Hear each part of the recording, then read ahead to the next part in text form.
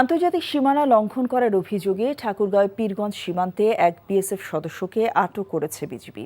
তার নাম উপল কুমার দাস। সকালে চান্দেরহাট সীমান্ত এলাকা থেকে তাকে আটক করা হয় বলে নিশ্চিত করেছেন ৪২ বিজিবির অধিনায়ক লেফটেন্যান্ট কর্নেল আহসানুল ইসলাম। তিনি বলেন, সীমান্ত এলাকায় কোনো ধরনের আলোচনা ছাড়াই দুজন বিএসএফ সদস্য আন্তর্জাতিক সীমানা লঙ্ঘন করে বাংলাদেশের অভ্যন্তরে প্রবেশ করে। এ সময় স্থানীয় বাসিন্দারা তাদের মধ্যে একজনকে আটক করে টহলরত বিজিবি সদস্যের কাছে হস্তান্তর করে। অপর বিএসএফ সদস্য পালিয়ে যায়। চান্দেরহাট সীমান্তে বিএসএফ ও বিজিবির অধিনায়ক পর্যায়ে পতাকা বৈঠকের পর তাকে ছেড়ে দেওয়া হয়েছে বলে জানিয়েছেন লেফটেন্যান্ট কর্নেল আহসানুল ইসলাম।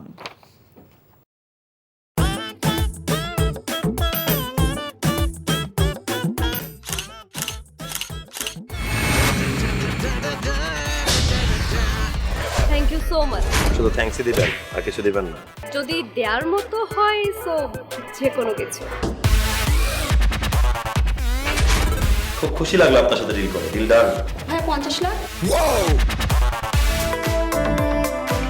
বিউটিফুল।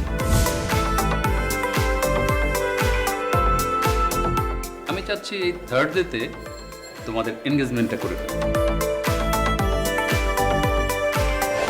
এখানে তো রতন নামে কোনো কিডনি ডাক্তার নাই। আপনি চিটার বাটপারে পাল্লায় পড়ছেন।